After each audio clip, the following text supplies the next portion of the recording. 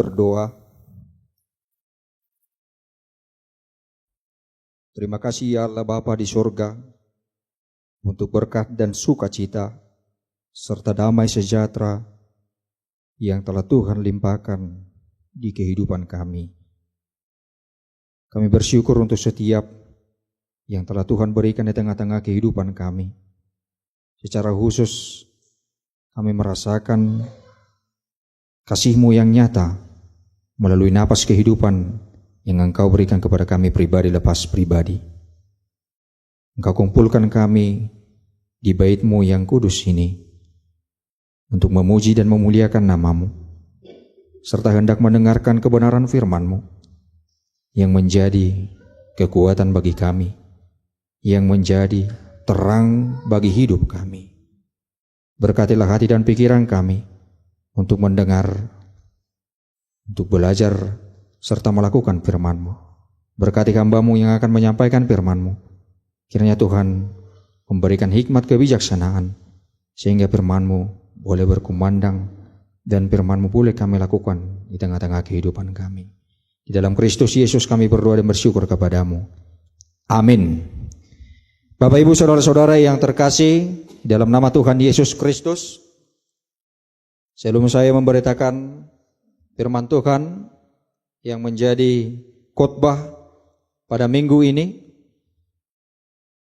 izinkan saya menyapa Bapak Ibu saudara-saudari yang hadir di dalam ibadah ini, baik secara langsung maupun melalui ibadah live streaming yang disiarkan oleh Nusantara TV.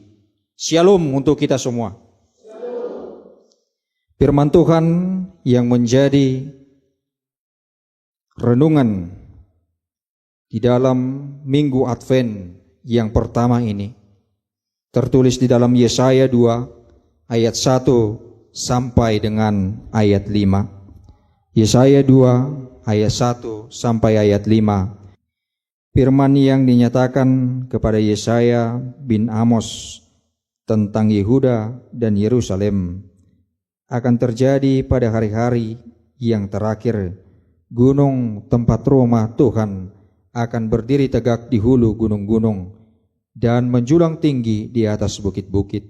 Segala bangsa akan berduyun-duyun ke sana, dan banyak suku bangsa akan pergi serta berkata, "Mari kita naik ke gunung Tuhan, ke rumah Allah Yakub, supaya Ia mengajar kita tentang jalan-jalannya, dan supaya kita berjalan menempuhnya.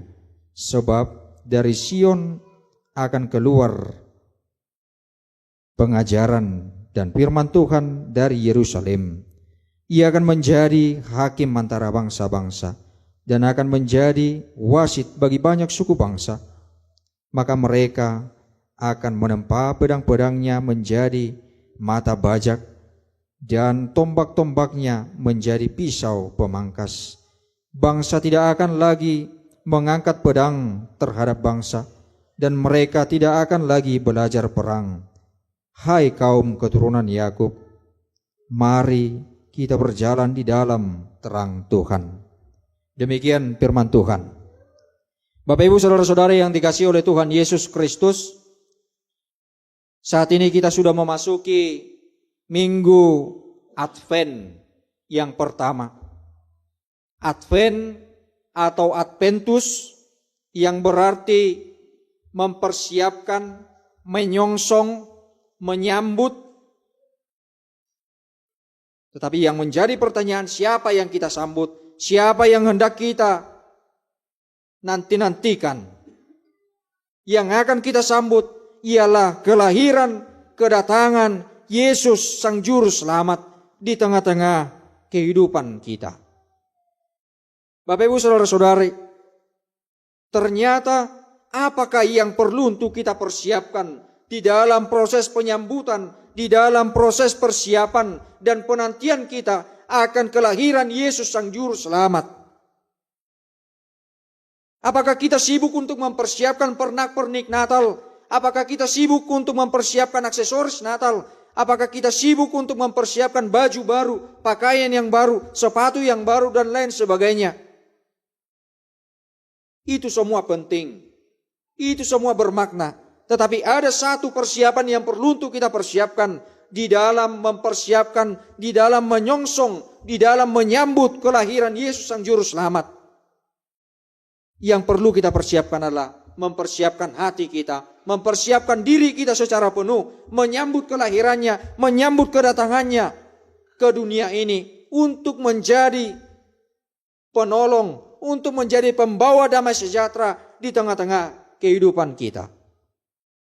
Oleh sebab itu Bapak Ibu Saudara-saudara, firman Tuhan juga mengingatkan kita pada minggu Advent yang pertama ini tentang pengharapan sejati yang akan Allah berikan, tentang keselamatan dan tentang bagaimana kita hidup di dalam terang kemuliaan Tuhan. Mari kita lihat Bapak Ibu Saudara-saudara di dalam Yesaya pasal yang pertama. Kita melihat situasi dan kondisi antara Yehuda dengan Yerusalem. Mereka memberontak terhadap Allah. Mereka melakukan kesalahan. Mereka melakukan berbagai hal yang membuat hati Allah kecewa, yang membuat Allah murka terhadap mereka. Mereka hidup di dalam kemunafikan. Mereka hidup di dalam keserakahan. Mereka hidup di dalam pribadi mereka masing-masing. Tidak menghidupi lagi tentang karakter-karakter Kristus di tengah kehidupan mereka. Mari kita lihat di Yesaya pasal 1 ayat 4. Dikatakan di situ bahwa Yehuda dan Yerusalem telah hidup di dalam pemberontakan. Namun bukan pemberontakan semata, tetapi mereka juga sudah melakukan kesalahan besar. Mereka sudah menista yang Maha Kudus. Mereka sudah berkhianat terhadap Allah yang telah membebaskan mereka, yang telah memberikan kepada mereka segala hal. Tetapi mereka malah membelakangi Allah. Mereka malah berada di luar kehendak Allah. Bukan hanya menista, bukan hanya sekedar berada di dalam kesalahan, tetapi mereka juga melakukan yang namanya ibadah yang dalam formalitas, ibadah yang tidak dengan sungguh-sungguh, ibadah yang hanya untuk memuji diri sendiri dan bukan untuk kemuliaan Tuhan. Kita menemukannya di pasal 1 itu, bahwa Yehuda dan Yerusalem hidup di dalam kepalsuan. Mereka memuji Tuhan tetapi tidak dengan bersungguh-sungguh, tidak dengan sepenuh hati, tidak dengan segala hal yang ada di dalam dirinya. Ibadah mereka jadikan sebagai kebiasaan, ibadah mereka jadikan sebagai formalitas tanpa ada yang dapat diambil daripada ibadah itu sendiri. Tidak ada yang dimaknai dari ibadah mereka, karena itu sekedar kebiasaan semata. Bapak Ibu Saudara-saudara, mari kita bertanya kepada diri kita. Mari kita bertanya terhadap pribadi kita masing-masing. Bagaimana ibadah kita? Bagaimana proses kita di dalam memuji Tuhan? Apakah ibadah kita hanya kita jadikan sebagai ibadah yang sekedar formalitas? Apakah ibadah kita itu kita jadikan sebagai sesuatu hal yang menjadi kemuliaan bagi Tuhan atau menjadi kemuliaan bagi dirimu sendiri?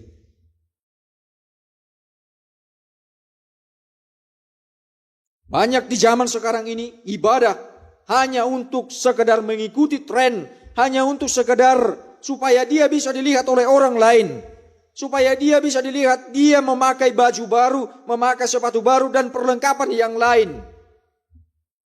Apakah kita seperti itu atau tidak? Mari kita bertanya kepada pribadi kita.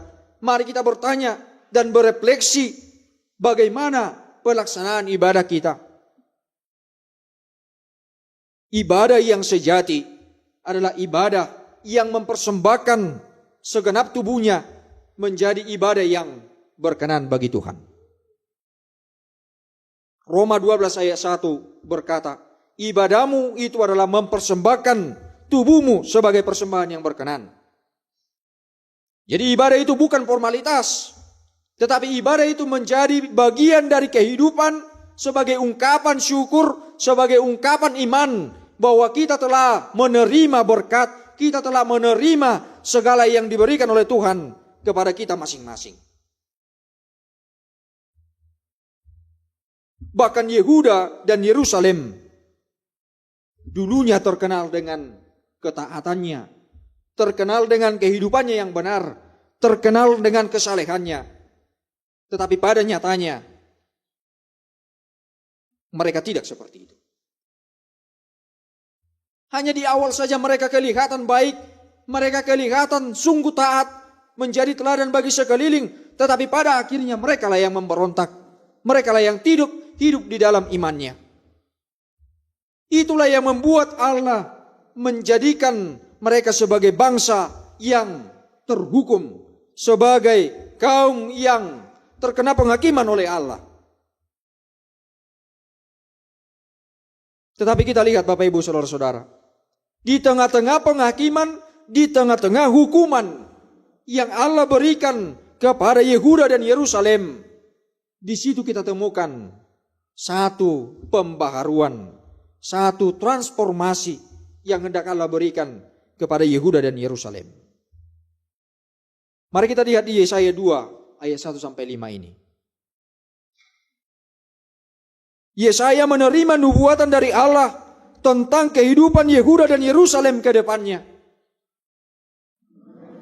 Kemudian Yesaya menubuatkannya kepada Yehuda dan Yerusalem.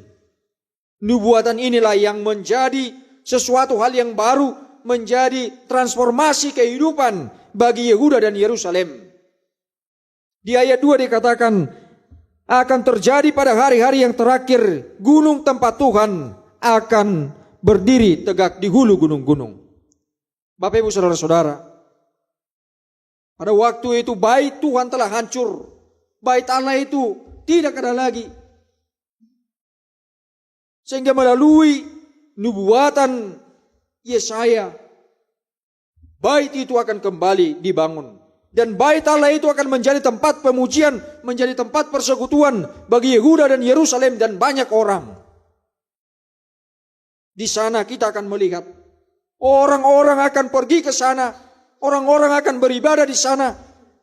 Itulah bukti bahwa ada pembaharuan di dalam kehidupan mereka.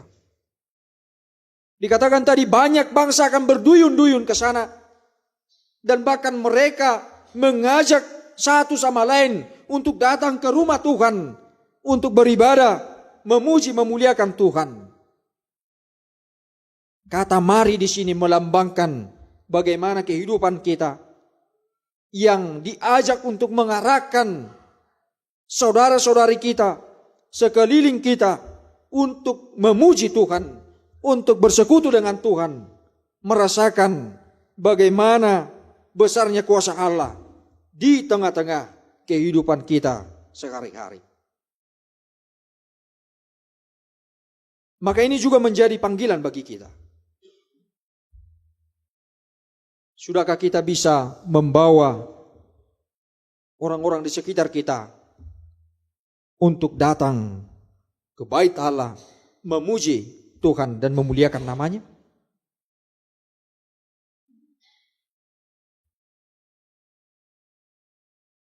Kita diajak kembali bahwa firman Tuhan itu menjadi sumber damai sejahtera di tengah-tengah kehidupan kita, bahwa ajaran-ajaran yang diajarkan oleh Tuhan itu menjadi penuntun di kehidupan kita. Kita lihat di ayat 3 sampai dengan ayat 4. Akan ada yang mengajak satu dengan yang lain supaya pergi ke rumah Tuhan, dan mereka rindu untuk diajari oleh Tuhan tentang jalan-jalannya dan tentang seluruh hal yang benar. Itu kerinduan hati. Maka tanyakanlah kepada diri kita masing-masing, apakah kita masih rindu untuk mendengarkan pengajaran dari Tuhan, atau apakah kita tidak rindu lagi dengan pengajaran itu?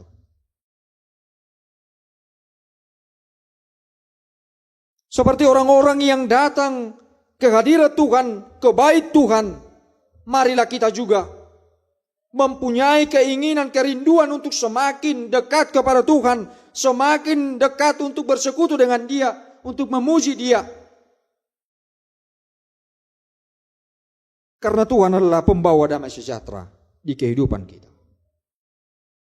Dan bahkan transformasi yang kemudian bisa kita lihat di Yesaya 2 ayat 1 sampai 5 ini adalah transformasi di dalam kehidupan bangsa itu. Yang dulunya mereka hidup di dalam peperangan, yang dulunya mereka hidup di dalam persundalan, yang dulunya mereka hidup di dalam berbagai kesalahan besar, akhirnya mereka akan menjadi pembawa damai bagi sekelilingnya. Oleh sebab itu di ayat 4 dikatakan tadi, mereka tidak akan lagi menghunus pedangnya terhadap bangsa lain, tetapi mereka akan berhenti untuk berperang, berhenti untuk belajar tentang kehidupan perang itu seperti apa.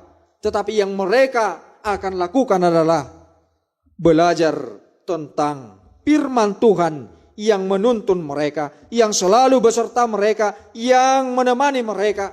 Itulah yang mereka rindukan. Dan yang terakhir Bapak Ibu Saudara-saudara, firman ini mengajak kita, seperti topik minggu kita di minggu Advent yang pertama ini, berjalan di dalam terang Tuhan. Mari kita lihat, ketika kita berjalan di dalam kegelapan, tanpa sulu, tanpa terang, tanpa ada yang menuntun, dapatkah kita berjalan? Bisakah kita berjalan di tengah kegelapan itu tanpa ada terang yang menerangi jalan kita di waktu kita berjalan di kegelapan itu?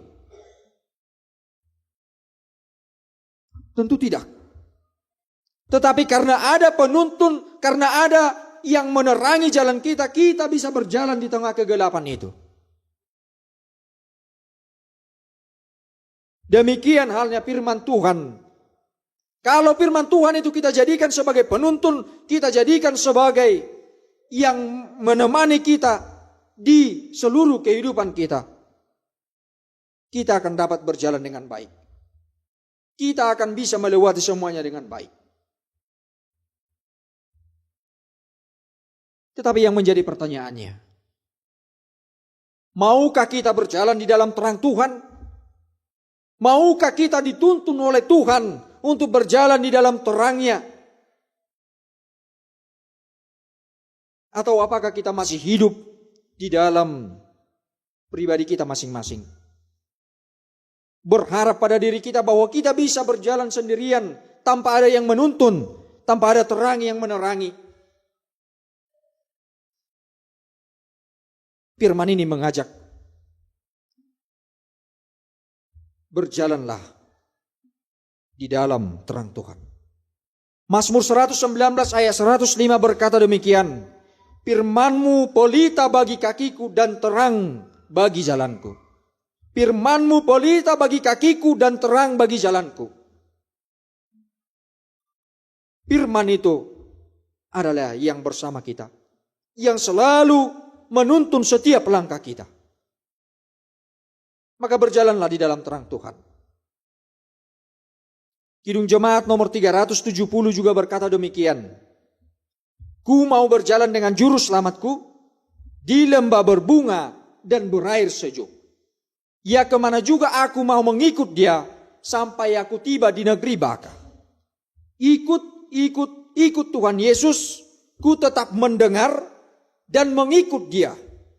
Ikut Tuhan Yesus, ya kemana juga ku mau mengikut dia. Itu yang harus kita lakukan. Berjalanlah dengan juru selamat. Berjalanlah di dalam terangnya.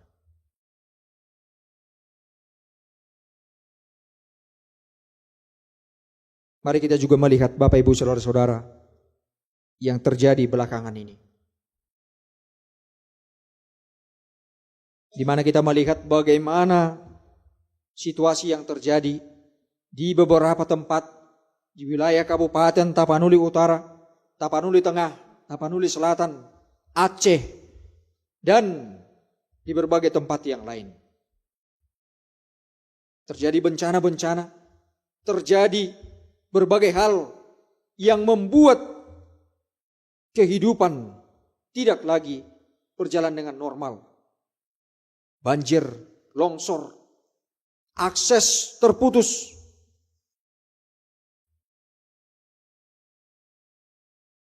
Maka firman ini juga mengajak berjalan di dalam terang Tuhan itu juga harus ada aksi. Aksinya melalui kita juga ikut serta bersama dengan mereka, merasakan serta mendoakan dan turut juga membantu mereka dalam mengatasi berbagai hal yang mereka alami sekarang.